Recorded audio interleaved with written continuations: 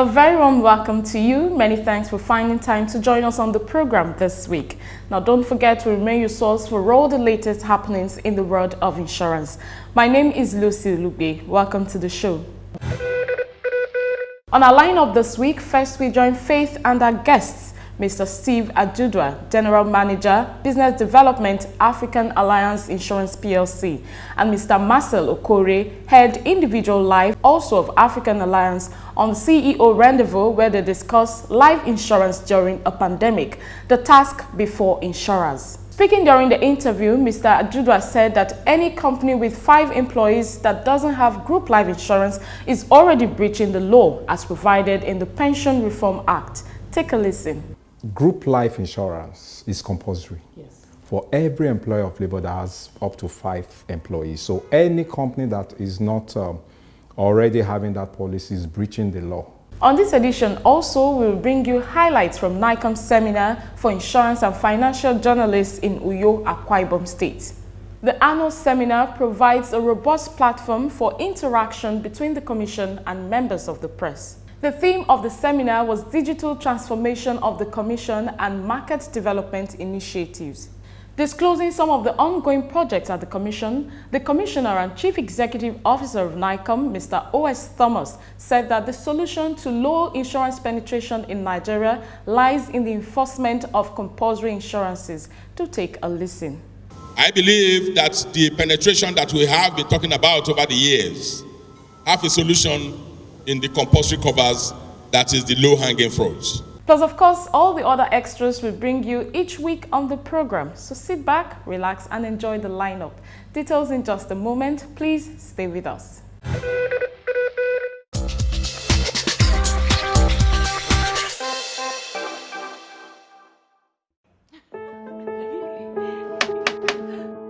Hi, girls. Hey. Hello, Sheila.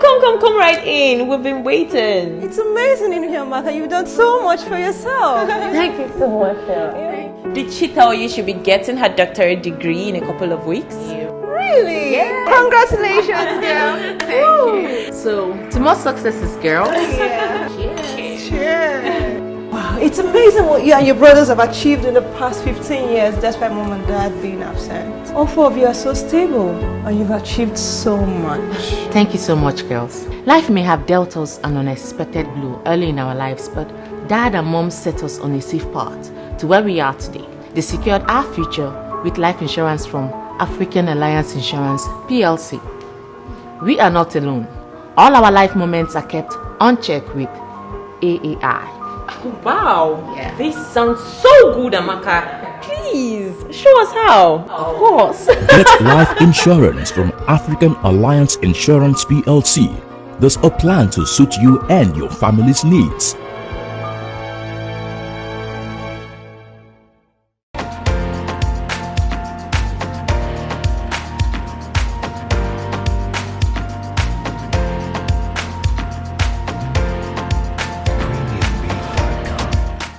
A very warm welcome to you. It's a pleasure to have you join us on the Rendezvous this week. Together, we'll be looking at the topic life insurance during a pandemic, the task before insurers.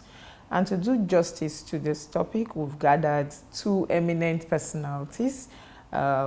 First, will I say opposite me, is Mr. Marcel Okore, who is Head Individual Life of African Alliance. Thank you so very much for joining us on the program. And to my immediate left, I have Mr. Steve Ajudwa, who is the General Manager, Business Development, also of African Alliance. Thank you so very much, gentlemen. Thank you very much on the program. Okay, the COVID-19 has once again brought to the fore the importance of life insurance, as we saw during the peak of the crisis.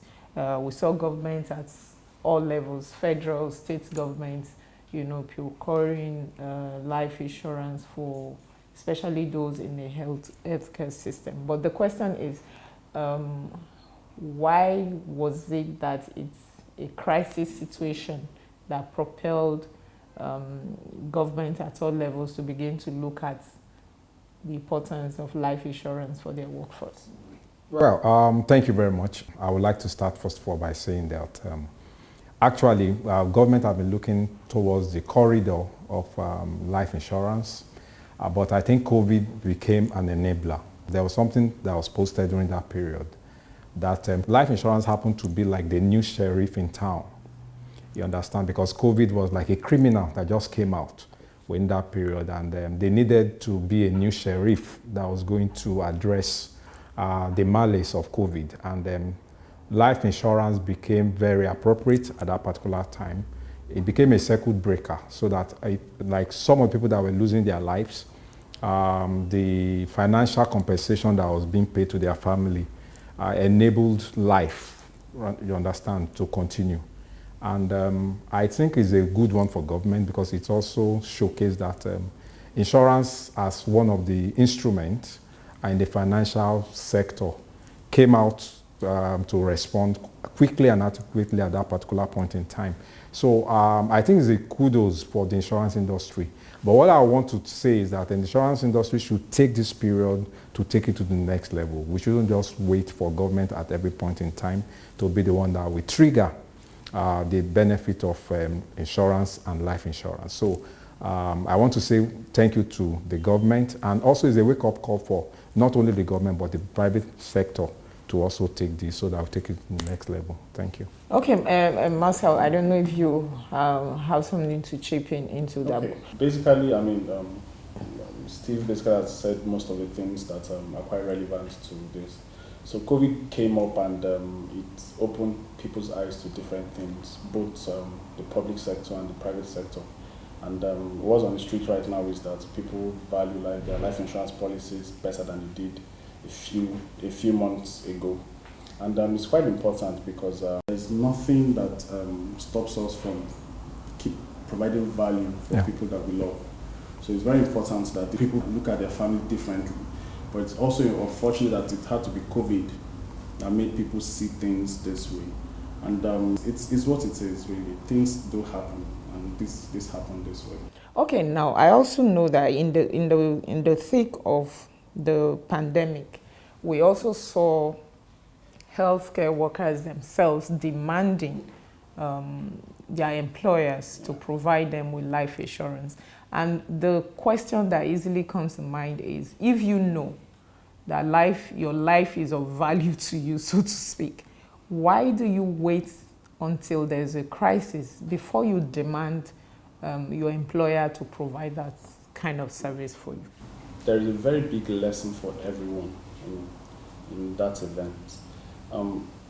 We can't expect someone else to place value on our lives. We should value our lives more than any other person would value our lives. So at that point in time, as much as we live in a society where we take things as they come, we take things a day at a time, it's also important that we do the right things at the right time. And life insurance is very, very key. So it's sad anyway.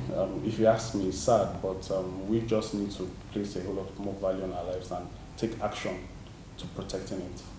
Okay, Mr. Jadua, we know that a lot of focus was on government providing life insurance for their workers. Now let's come to the private sector. We also know that in the course of the pandemic, we've had organizations who are not even players within the health sector, all of a sudden coming to the realization that, we need to procure life insurance for our workforce. So my question is, why does it seem like it's this COVID that is making people to suddenly remember or realize that life insurance is important and is existing in Nigeria? First of all, there's one thing we need to realize. Even group life insurance is compulsory. Yes. For every employer of labor that has up to 5 employees. So any company that is not already having that policy is breaching the law.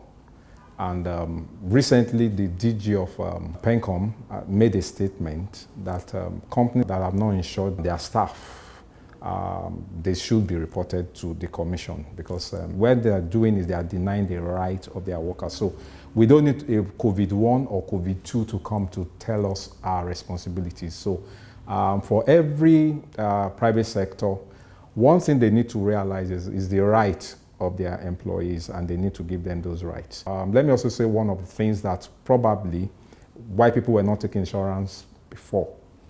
Maybe it's also the service, because insurance, as it were, a lot of people think that insurance, when it comes to claim settlement, because that's really one of the issues. When you talk to people, they say, well, you guys don't pay claim. When they say you guys don't pay claim, not that they are referring to one particular company, they are grouping everyone. So I think for on our own side too, I think the more we pay claim, then the people will be able to buy the product.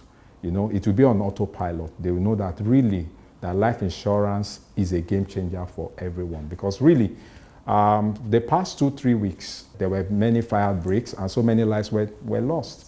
And when these things happen, there's nobody that has 1 trillion naira or dollar put somewhere that you use to set back your life or to indemnify those that have died. But insurance, as it were, is a circuit breaker that is always there, so that when the chips are down, there's always something that comes up to indemnify and make sure that life continues. So I think it's good for everyone to take up life insurance. It should be like pay as you go. It's not too expensive. It's one of the cheapest financial instrument you can buy. So I think I want to welcome everyone. Why don't you join this train of life insurance? Okay, now I just want to throw this open between the two of you. Okay. It does appear that the problem really when it comes to life insurance, it's not that people are not aware. Because if it's that, during the peak of the crisis, you won't find health workers now demanding as a precondition from their employers. Now, let's go back to this issue of group life insurance, which is compulsory for those in the private sector, for those that have more than 5 employees. Now, you find that most employees are not even aware of the group life, which is their right. So when PENCOM, the DG came out to say, oh, if you find companies that are not complying with the law, you're free to report them. One will ordinarily feel that those who are concerned, who are employees in companies where their employers are not doing the needful, should be the ones that will call the attention of the authorities, because they are the ones that will benefit in the long run. But the question I want to ask, do you think that you guys, by that I mean you operators in the insurance space, have done enough awareness creation when it comes to not just the group life, but life insurance generally? Well, thank you very much. I think that's a very good question. I would want to say, if I want to give a pass mark to the industry, maybe I'll just say we've done 60% advocacy. We need to do more.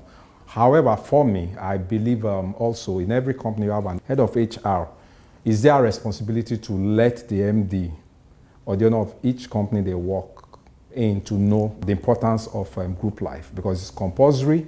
And if I own a company, and let's just assume I'm not aware of group life, and if I flout the compliance status of the regulator, and my company is being made to pay, I think the HR person will have to either to pay back that money, because it's their responsibility. So I think this is a clarion call for all HCR, HR head or whatever. They should let that information go out to their companies, because it's their responsibility. Okay, so as an industry, because I do know, I'm aware that even the HRO you talked about, I think they have an organization that represents their interests. So as an industry, what have you done to reach out to those in that particular sector whose responsibility or whose duties is to sensitize their employers about the compulsory group life insurance? Okay, you want to take that? Okay, so I think before now we have a group called the NIA, and the NIA is the Nigeria Insurers Association, and NIA has been able to reach out to a whole lot of other groups, particularly in terms of strategic alliances, to see how we can deepen the insurance awareness, not just awareness, both in terms of education, in terms of awareness, in terms of also subscription, to increase the customer base and also to get a whole lot of people on board.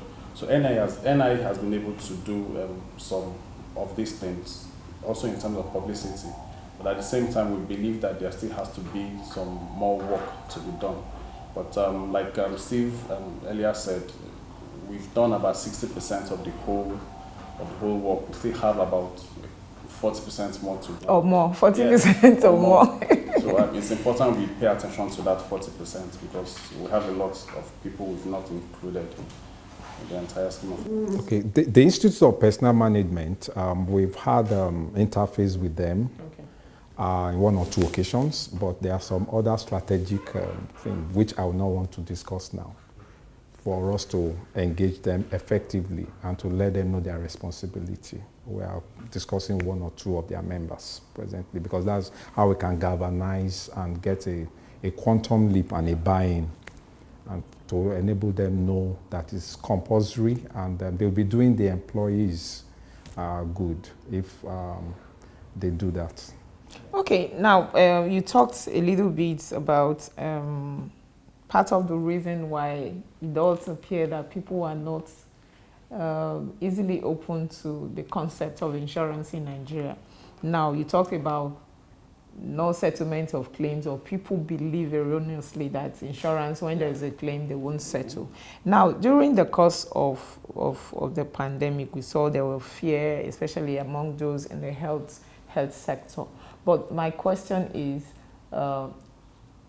should death occur for someone who is in the health sector, was there guaranteed that those life insurance policies that were rushed, that they bought for them, would their families would have gotten compensation? Affirmative, yeah, sure. And what we even did, not just death, there were also some other flavors that were given. So there were some additional, maybe sickness or whatever, because we also found out that within that period, some people may not even have money to go to hospital. So we added some riders, some flavors, just like some freebies, you understand, at no cost, to ensure that value is given for money within that period. And I want to also use this to let people know that, yes, but insurance companies, we are doing much more better now. The regulator is also breathing on us, so no insurance company will dare to say that they are holding people's claim. So I think this is the right time for people to come in, buy insurance products. There should be no fear at all. Most of the insurance companies, presently now, we are going on another round of recapitalization. Yeah. And why is that coming in? Is to give us much more buffer, to give us much financial bite, and to enable us to galvanize as it were. Nigeria has a population of 200 million, right? We have the capacity to have everyone on board.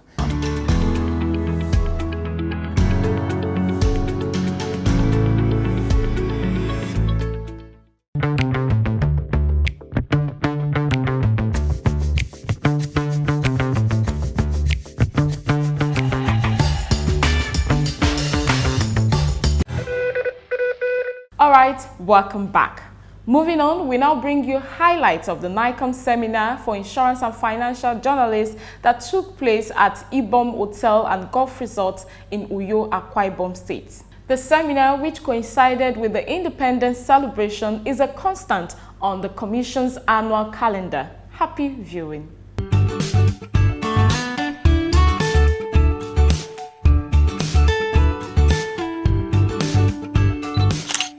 The National Insurance Commission, NICOM, recently put together its annual seminar for insurance and pension correspondents and financial reporters from Lagos and Abuja at the Ibom Hotel and Resort, Uyo, Akwa Ibom State. The quarterly seminar for journalists is a constant on the Commission's annual calendar. In his brief remarks at the opening dinner, which coincided with the nation's independence celebration, the Commissioner for Insurance, Mr. O.S. Thomas, said that the enforcement of the compulsory insurances requires the buy-in of state governors. We recognize the fact that we cannot drive insurance, stay in Abuja, and looking only at Abuja, Lagos, and Port Harcourt. Each state of the Federation must have a buy-in to these compulsory covers. We have incepted engaging the governors of states as agency that will assist us to drive the enforcement of these compulsory covers. I believe that the penetration that we have been talking about over the years have a solution in the compulsory covers that is the low-hanging fruit. When the people of Nigeria, who are known to be very enterprising, when they have a taste of gold insurance via compulsory covers, those covers that are not compulsory will not be difficult to get to them. This is part of the strategy that we have laid out. The COVID-19 pandemic, no doubt, is reshaping the business landscape, and the National Insurance Commission is already rising to the new normal through digital transformation and market development initiatives for the insurance industry. Welcoming journalists to the seminar, the Deputy Commissioner for Insurance Technical, Alhaji Sabiu Bello Abubakar, said that the Commission sees insurance correspondents as stakeholders in their ongoing transformation project. You know, if you have a strategic project and you have not involved stakeholders, actually there will be problem. That is why we take it important to present our major reform activities to you for your input and comments, as well as questions for further explanations. Thank God, in our midst, we have top management who are the brain behind the project. They are ready to explain in details the project we are actually currently handling and the progress on the ongoing one. So I welcome you once again and pray that we are going to have a very fruitful discussions. The first paper presentation of the seminar focused on the digital transaction of the Commission's processes and procedures. Speaker was Mr. Biodun Aribike, Head of IT. The second paper session looked at market development initiatives of the Commission and the role of the media.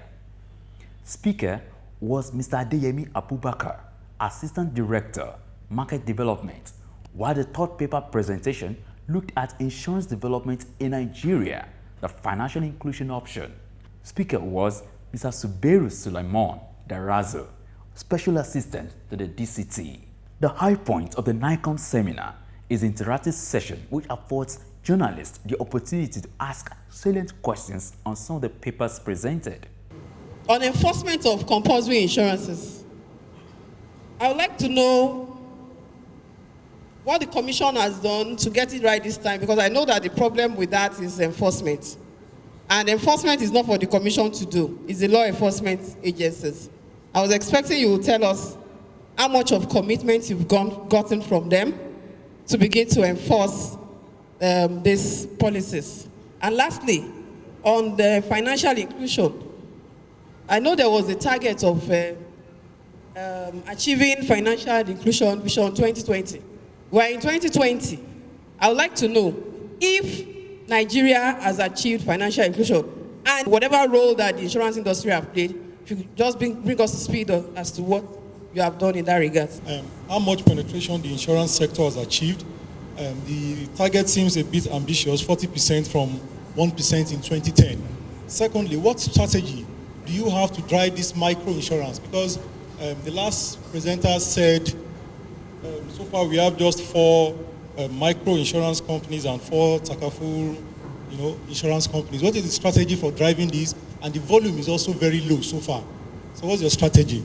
Responding to some of the questions raised, Mr. Darazo said that sensitization and advocacy is still a major challenge to insurance penetration. On the issue of strategy for increasing penetration on financial inclusion, as I have said in the presentation, one of the major challenges we have in both takaful and microinsurance is the issue of consumer sensitization. A lot of people don't even know the existence of these operators and what have you. So going forward, looking at what we have in stores for 2011, there are a lot of stakeholder engagement, public sensitization workshops, coupled with the market development initiative and what have you. So I believe we are on the right track. By 2011, a lot of things will change. There is no doubt that the digital transformation of the National Insurance Commission will revolutionize the insurance industry, as technology will help streamline the insurance value chain and enhance the efficiency of administrative processes, which will ultimately boost awareness and demand for insurance solutions that will translate into higher insurance penetration in the country, given the size of our population.